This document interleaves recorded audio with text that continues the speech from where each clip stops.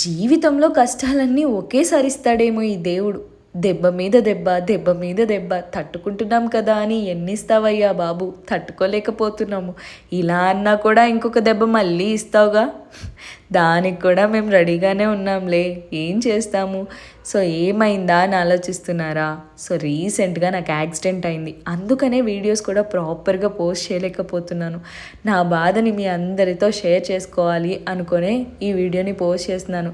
Sympathy కోసం అయితే అస్సలు కాదండి బాబు, మనకి సింపతి చూపిస్తేనే నచ్చదు. మీరు ప్రేమతో రికవర్ అయిపోతారు అని ఒక మాట అనండి చాలు, అంతకు మించి ఏమీ అవసరం లేదు. స్ట్రాంగ్గా నుంచుందామన్న ప్రతిసారి నేలకేసి కొట్టేస్తున్నాడు ఈ భగవంతుడు.